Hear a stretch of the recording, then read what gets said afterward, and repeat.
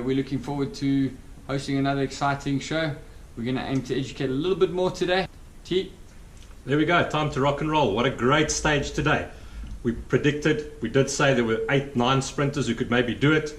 When it came down to the end, I think we both predicted Kittel would be in there, De Maar would be in there. First and second on the stage, no real lead-out trains to talk of, a bit of a mess and a mix-up towards the end, each guy having to fend for himself. A great day for Kittel though, great day for Germany, great day for Quickstep. Yeah, definitely, a very good day for them.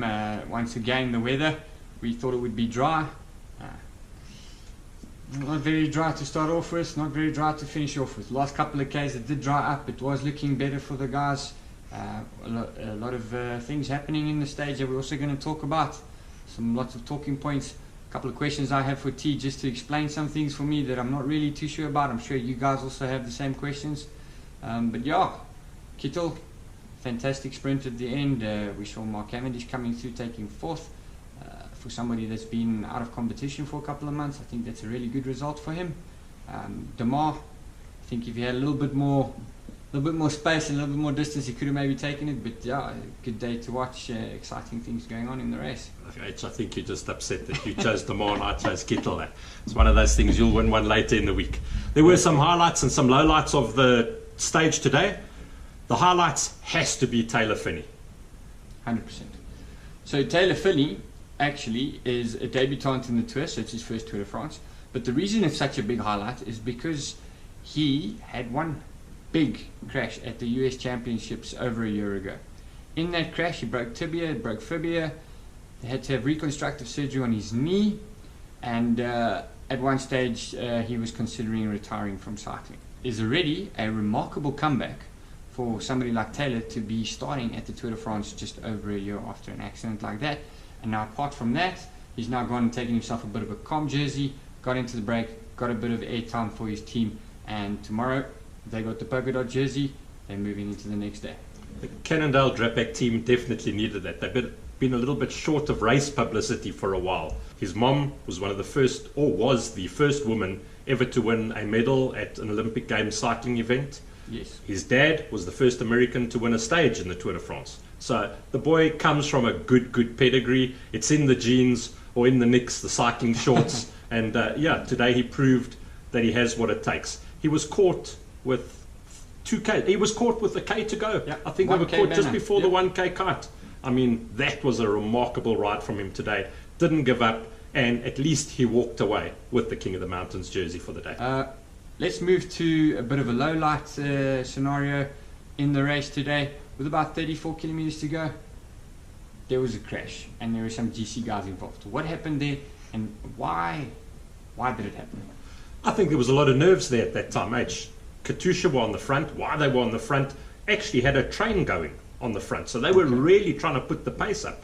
Guys were very nervous. It was still wet, slippery. It was too much of a risk to take. I always used to say to the guys in racing and in tours, boys, be in the first third of the race. If you're in that bubble, the first third of the race, that's your safety zone. You tend to keep out of trouble. Guys are tired. They're starting to lose concentration behind you. That's when guys touch wheels and go down. Yeah. That didn't prove true today. Yes. Chris Froome and his team were in the first third of the race. Come 34 Ks to go, big crash. Chris Froome, GC contender from Sky, goes down. Baudet from AG2R goes down. Their number one rider, their GC rider. So you have two possible GC contenders now munching tar, and you know that could have been the end of their tour for them. So this happens now. Chris takes a fall, Baudet takes a fall.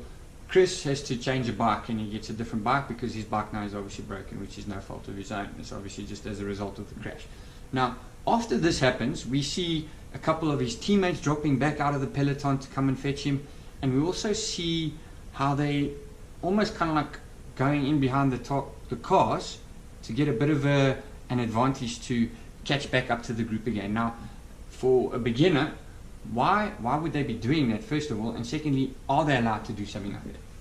Well, they'd share. Look, they both crashed. They both got back onto their bikes they were riding when the crash happened. A couple of their riders did drop back. Would you and I ever have that privilege if we crashed of riders dropping back? I don't think so. They'd say, see you two boys in the showers, and they'd keep going. Yeah. So what happens is when you've got a contender, a Jersey contender, a GC contender, one of your leaders in your team, director sportive, you will call a couple of those riders to drop back to make sure Froome had support. He had two riders with him, and they would get him back. Froome then had to stop and change his bike because there was damage to his bike. Okay. Again, there was no panic. Two of his teammates waited for him. They got him back. Then we talk about this convoy that starts stringing out. It is not permitted in the race rules and regulations. Okay. But managers know it's an unwritten rule with managers for mechanical, not for punctured legs because you're now tired and you can't go anymore. Okay, we're talking here purely mechanical crash. The managers will look out and help each other, and they will, in fact, string that convoy out a little bit. You might have the chief commissaire, the main referee of the race, saying, guys, keep the convoy tight, keep it close. The managers will put a bit of a deaf ear to that one, and they will just string it out to give those riders that have been involved in the mechanical or crash an opportunity to get behind the car, relax a little bit, get their heart rates down, and then move across to the next one.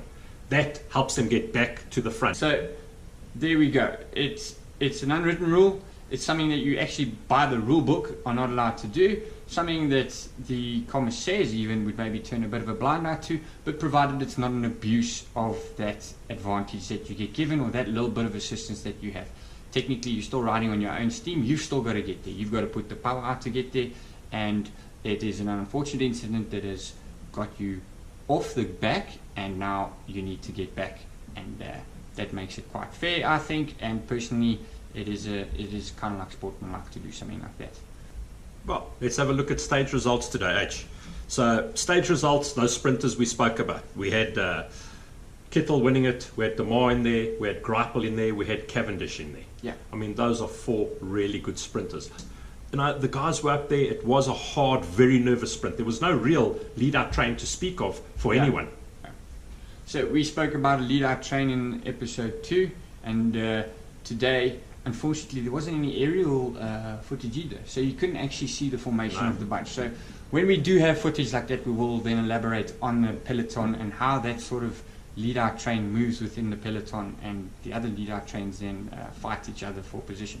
Kittel, bit of a fantastic result. He wins it. His 10th Tour de France stage win, so very good for the young German, by the way. And after the stage, cameras rolling, they're on him, and he's sitting on the side of the pavement there, breaking down. What's going on there? Why is he doing that? I think that's just the emotions of the day. You know, it was important for all the German riders to do something with cycling, with the tour starting in Germany for yesterday's time trial, start and finish in Düsseldorf. Today's start in Düsseldorf again. It was important for them. The tour hasn't been to Germany for a number of years. Yep. So there was a lot of pressure on them. They wanted to try and get a stage win for Germany as well, although it's for their team. Their nationality as well is very important to each individual rider.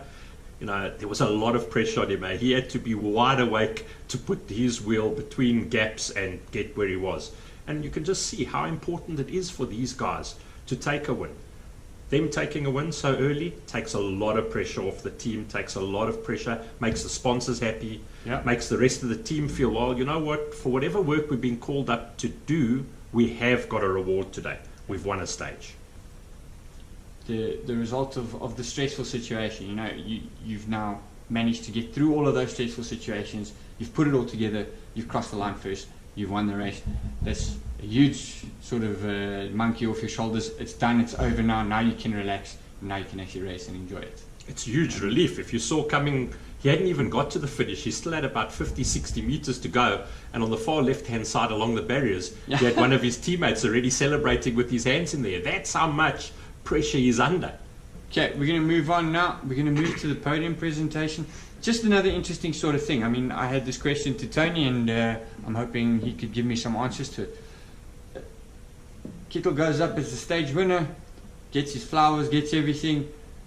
He walks to the left of the screen, to his right, and suddenly there's somebody there that stops him and redirects him to the other side of the podium. What does it matter? I mean, Oaks just won the stage. There's people to shake hands on the right side, there's people to shake hands on the left side. What does it matter if he goes to the right first, if he goes to the left first? What's the protocol behind that? That's a great question, H. We saw it happen a couple of times today. It wasn't only Kittel there. Finney got caught out. It happened a few times. Yes. You'll see there's a lady that stands at the podium as well. Now, we can see that we're missing Bernard Hinault, the Badger. Past 5-time Tour de France winner. That was always his job on the podium, just making sure that the podium protocol worked properly. Yes. So as the rider stands on the podium facing the crowd in front of him, the dignitaries on the left are the more important dignitaries of the day. Okay. That might be the mayor of the town, it might be the chief traffic officer, it may be the main sponsor for that day's start or finish in the town. Yes. Those on the athlete's right-hand side, slightly lesser important dignitaries. Okay. So just out of respect, Yes. the rider goes to the left, he's left first, those are the most important dignitaries. At the end of the day, left or right, they all get their hands shaken by the winner and the jersey winners. But yeah, it's just an old protocol. So there you go. If you're wondering why they were being directed to the right side instead of the left side, we have the answers now. Okay, H, then the jerseys today. So we saw the different jerseys. We won't go into all the jersey categories. We did speak a little bit in the previous episode about the jersey, the yellow jersey, how it's awarded, being the most important jersey of the tour. But today, let's talk a little bit about the green jersey, seeing as though it was the Sprinters' Day. Okay, cool. So the green jersey, this is a competition for the sprinters or the fast men. These are the guys that can turn a huge bit of speed up. They're the ones that would win the stage like today, which Marcel Kittel won. So the sprinters jersey, or points jersey as they now call it, is a jersey that is for those guys.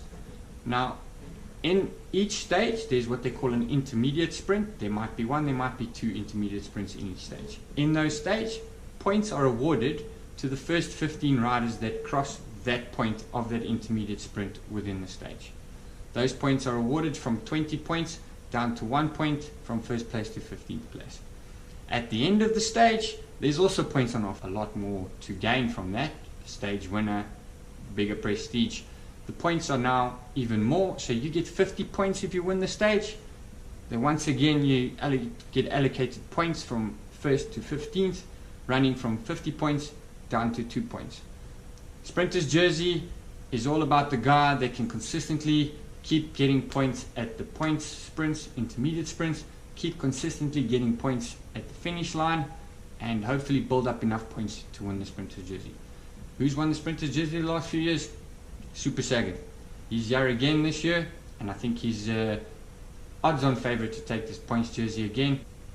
So H, and today we saw the jerseys awarded. Obviously, Geraint Thomas has got the yellow. Kittel now in the green for the sprinter because he won that final stage, although he didn't take the intermediate sprint. Yes. But he got more than enough points at the end to get the green jersey. King the Mountain, great breakaway. So he's got the jersey, and then we see the young rider Kung still with the white jersey. Yes. So Taylor Phinney, obviously on his debut, grabbing the King of the Mountains jersey. That's a jersey that rewards the most consistent climber. We'll talk about that in an episode a bit later. Kung, young rider, he's a rider that's under the age of 25. Once again, we'll also elaborate on that jersey in later stages. So now you've got Froome lying 12 seconds down on GC still. And you've got Bosenhagen from Didata. He's up there, 9th on GC, looking good. Strange that you should mention Bosenhagen. We're about to move on to the stage preview, if you could call it that.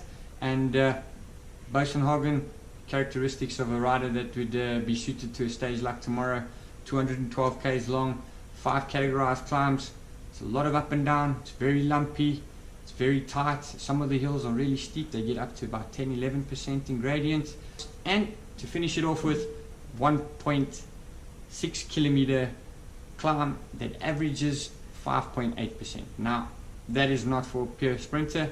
That could suit somebody like Edvald Bosenhagen. We're going to talk about that a little bit more now. Tony? Yeah, definitely won't suit your sprinters tomorrow.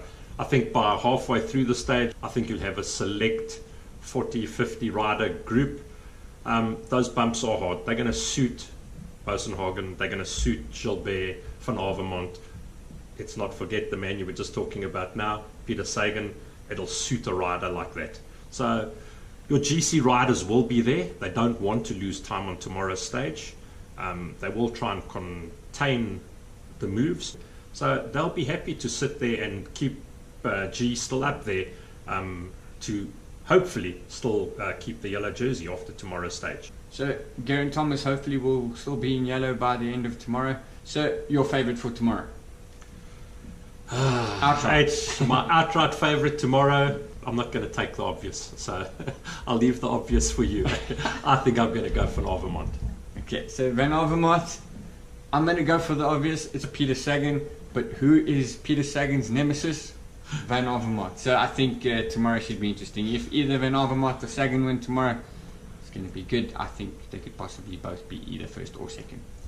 Okay, so to finish the show off, as always, we aim to educate you guys a bit. During the shows, we've obviously been talking about different words and phrases that we use. T, if you want to give us a couple there.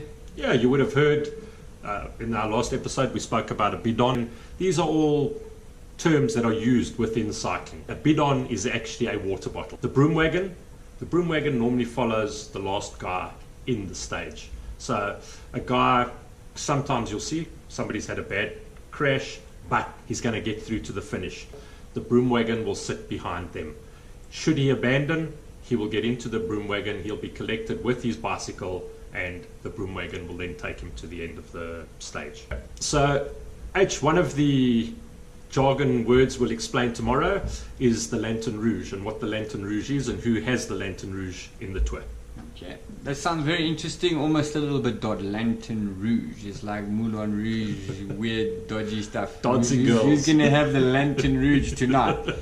So I'm actually quite keen to hear what that actually means, so that we don't have to let our imaginations get too far adrift. Guys, until tomorrow, from T and H, keep it safe. We'll see you again. Cheers.